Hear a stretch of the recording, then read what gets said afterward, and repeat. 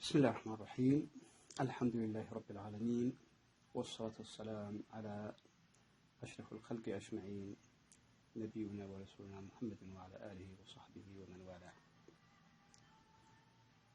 Dear students, now we continue the second part of Mirror of Sylvia Plath in chapter 4, the course Introduction to American Literature.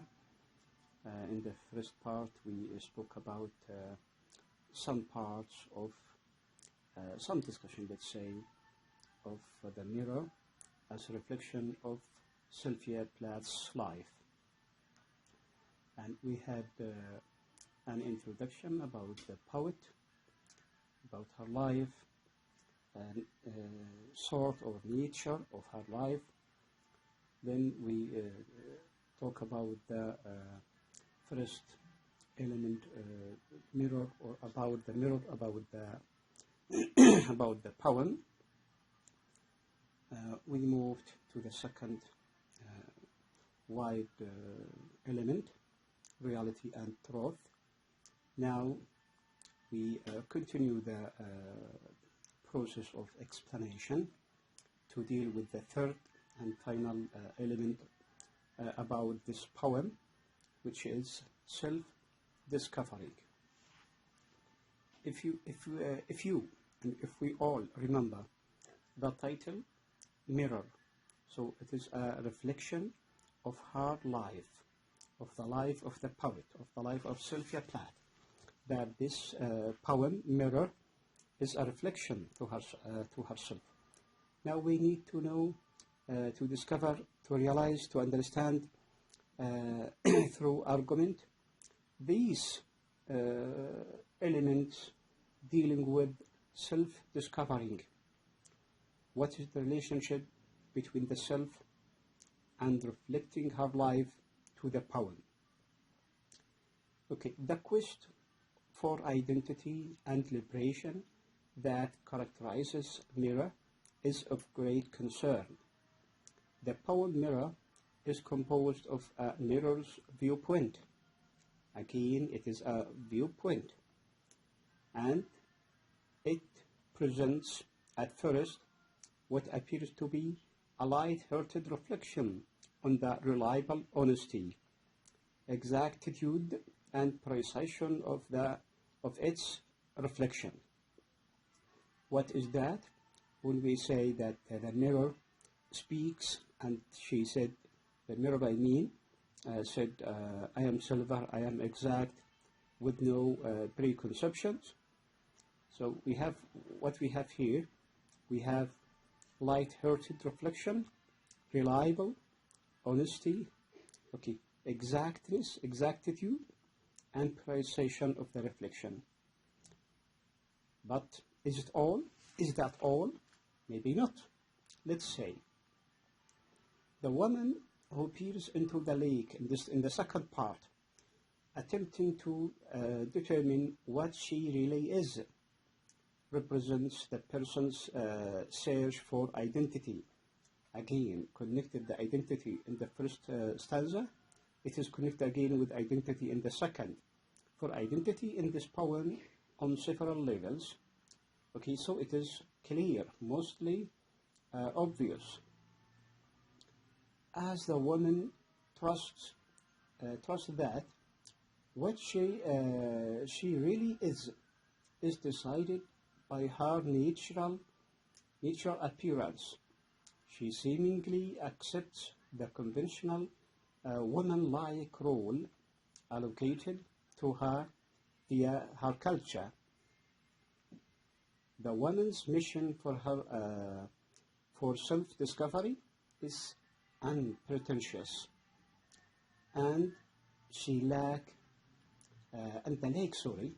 lake is important to her. However, she cannot agree with what is faithfully reproduced in its profundities, and she comes back the morning after morning, expecting better results. The girl, which once was drawn by the lady herself, now substituted to her awfulness by an aged lady who gets up from the deepest point like a terrible fish. Okay, so underline this one to refer to it later. In the poem Mirror, the moon and the candles are cropped together as liars. We mentioned that in the first part, that they are not real. In contrast to the truthfulness of the mirror, in comparing the mirror reflecting what? Truth. The mirror as a concrete solid thing doesn't have emotions or passion or feelings, so it shows things reflected to it truthfully, truthfulness of the mirror. And this is by the critic saying, a slight wonder that the lady wishes to mislead herself with the more pleasurable representations delivered by the light candle and the moon. Now, if we have the idea of Purisa, a critic, in Mirror, the voice that speaks throughout the poem belongs paradoxically to an inanimate entity. Okay, so again, inanimate entity, namely to a mirror. The mirror is personified and endowed with a voice and a soul of its own. A voice of a soul means humanity, human things, human being. So again, personification.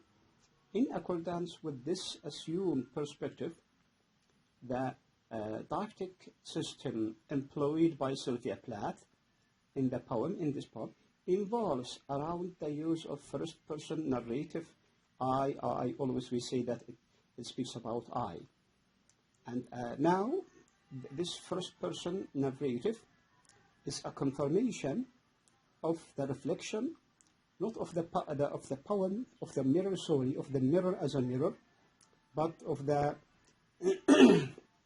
of the poet Sylvia Plath, reflecting to the real life of Sylvia Plath. The poem Mirror, for several critics, is part of an interim period in the poetic life of the poet, and this is a confirmation. A period shows that Plath's poetry lacks humor and honesty, and her poetry fails to measure the shadowy influence of her last poetry, in which life imitates art in her mirror notebook. Here, according to Percha, but what is important here to us is that the poetry of Plath, Sylvia Plath, lacks humor and honesty. Why? Because she herself doesn't live a good life. Her life is full of misery, suffering, troubles, problems. So she could not find a sort of solace, a sort of comfortability. No. Okay, maybe the opposite is clear. The Mirror, as a title of Plath, divulges the speaker's identity and the piece of poetry and the poem, still forces the readers and listeners to ask what accurately is being described. So divulges here means to discover or to uncover, to show. The poet uses or utilizes this technique of personification, which is very important in poetry, to provide a lifeless object such as the glass. Okay, glass. And so, if we consider glass means it is an object, inanimate object, it has no life in it, which makes the mirror and capacity for speech personify the human. Again, here is what we call the craftsmanship, proficiency, skillfulness of the poet in her selection of words, okay, perfectly. From such unanticipated first-person perspective, the readers and listeners learn a great deal of everyday objects that the readers and listeners might otherwise believe. The personality of the speaker, I, or the mirror, or whatever, as a mirror or lake. Mirror or lake. In the first part, in the first stanza, we have the mirror. In the second stanza, we have the lake. So look to the two different directions. Okay, the first one is a glass, an object. No, the second one is sea, sea or water in a lake is also under investigation. In the first stanza, concerning the mirror, there is the element of personification that the mirror takes on the potentials of a person, claiming that, this person claiming that it is an impartial observer who doesn't distort or evaluates what stands in front of it. Besides, the dependability of self-evaluation is weakened by the mirror's credence that the pink spotted wall it stares at all day is a part of its private sentimental heart. When we spoke about the wall and the color of the wall and all the time standing, hanging, it is still as what is still known to the poet and to the readers as a private heart. This is connected with sentiment. The association and sympathy of the mirror with the wall becomes too comprehensive that when a person utilizes the mirror for its planned intention, his face is considered an interruption that separate the mirror from a fragment of itself, which is the heart. How can we express mirror without heart? A glass, an object, has no life. But if we we have mix the mirror with something has a heart in it, so definitely it is something else. It is a human being. And what is the human being in this case? It is the poet, Sylvia Plath herself. Moving to the second part, the second stanza I mean. In the second stanza, the characteristics of the speaker are more challenging because it claims that it is a pond, not a mirror, a pond. Its voice is outstandingly similar to that of the mirror. The external face of the tranquil pond could hardly mirror descriptions with the same lucidity as a mirror. The speaker still claims that its representations are accurately contrasted with what is provided by those liars, the candle and the moon, okay? The candles, yeah, or the moon. The mirror's indication to the face and the darkness affords further proof that the mirror and the pond symbolize the same. What is the same? In brief, we say that the same is the same thing, the same human. Sylvia Plath. Okay, even the mirror is an object. The mirror here is a reflection of honesty, sincerity, loyalty, truthfulness. Pond, dealing with passion, feelings, who are changeable. Okay, so now again another proof of the same parts referring to one identity. Once more, the speaker's knowledge of self is beneath accuracy. Nothing is confirmed. Nothing is sure. It is controversial. It is related to argument. And what kind of argument? This argument should be logical. okay, should be accepted, should have logic in it. Brutality is not its intention. However, the outcome measured by the reaction and the response of the women, it suggests that the speaker is not the best evaluator of its particular purposes, let's say. Since several critics come to an agreement that the mirror or lake is mirror or lake is in mirror in this poem is a metaphor for poetry as well as for the poets. For poetry and poets, all poets, majority of poets, and particularly, let's say, a poet. What is this poet? Our poet, Sylvia Plath. The inconsistency between the speaker's intentions and the clear values of its images suggests that the poet may be inquiring her personal self as a poet who misleads herself about her peculiar independence. Here is a witness connecting the mirror as a poem with herself, referring to herself.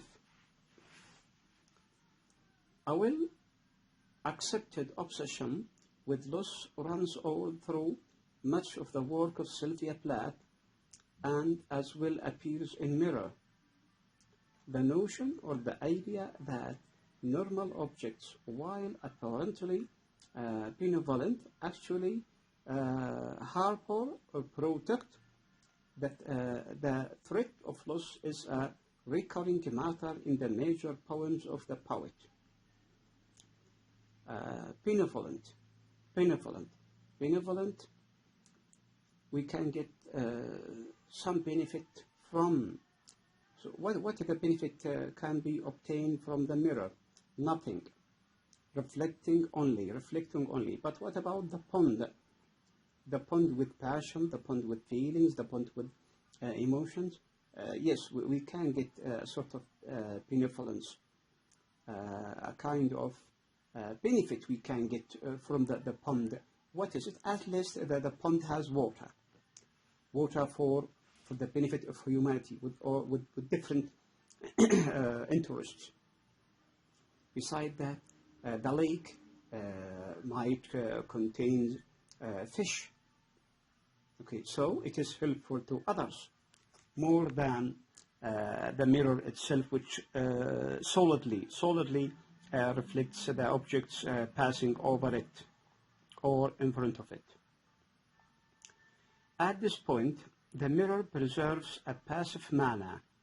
So when we speak about benevolence, okay, it is not referring to the mirror. The mirror is the opposite, a passive manner, but then goes into unkind pond in the minds of critics, that it is unkind pond, especially the poet. But sometimes we can say, yeah, this pond is kind. We can get benefit from. Okay, unkind pond from whose depths representations of the leader's private morality ascends like a terrible fish. A terrible fish. Okay, whatever this terrible fish is terrible, it can be a helpful. It can be of benefit. It can be of interest to people. That the fish is a food for human being once. Okay, a sort of comparison here.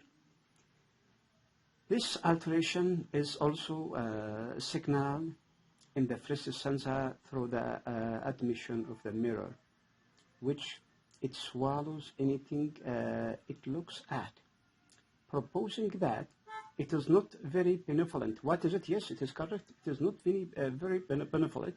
What is it? The mirror is not benevolent at all. There is no benefit from it. What we get is just reflection. Okay. The pond has completely absorbed the girl who has been sunk in its deep bottom, yes, by the lady who substitutes her.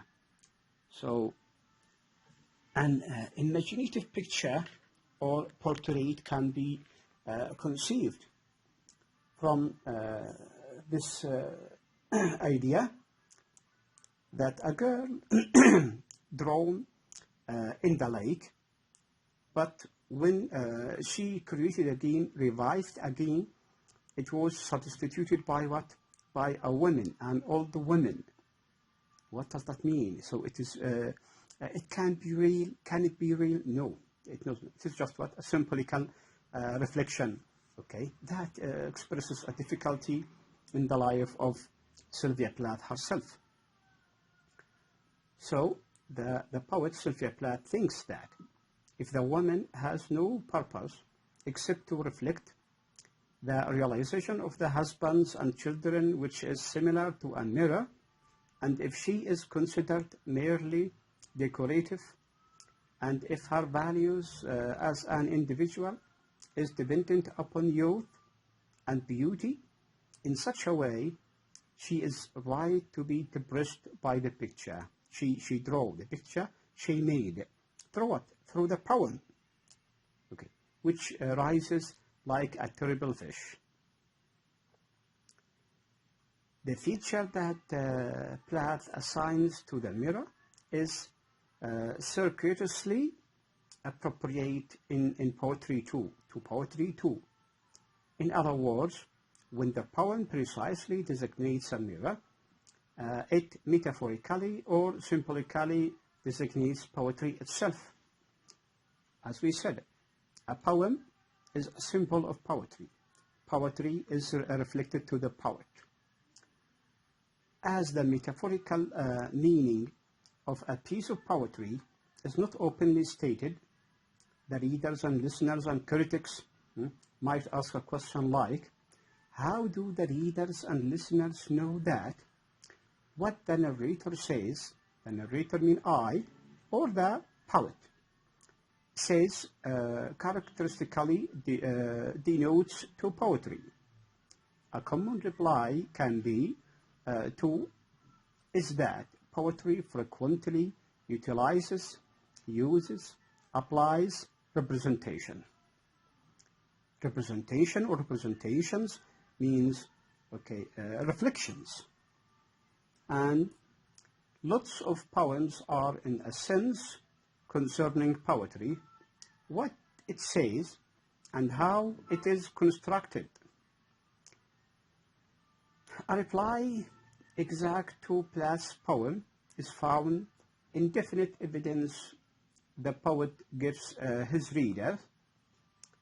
They realize that her verse, her poetry, her poem talks about a mirror as well as about poetry from the evidence that exists in the poet's word adoption in the formal structure and metaphors of the poem.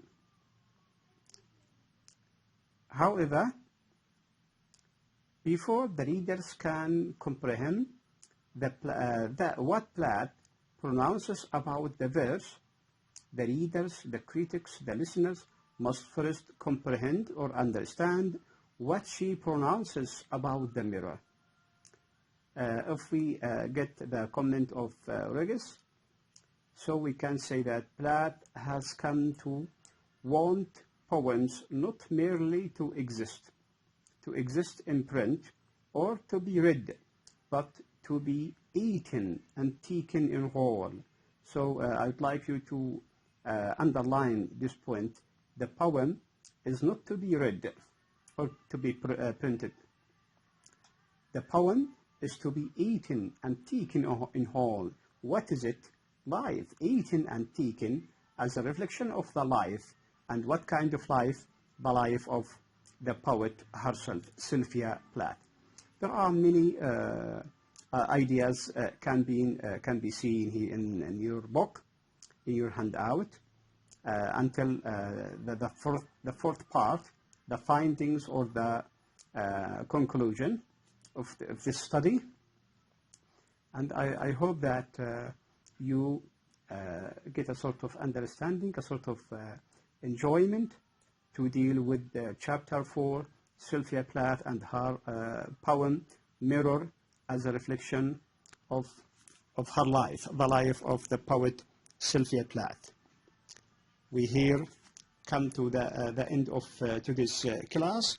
I hope, inshallah ta'ala, to meet you again in another class, another lecture, and I hope to prepare and read in a good way. Thank you for your careful attention. See you next time, inshallah. Wassalamu alaikum wa rahmatullahi ta'ala wa barakatuh.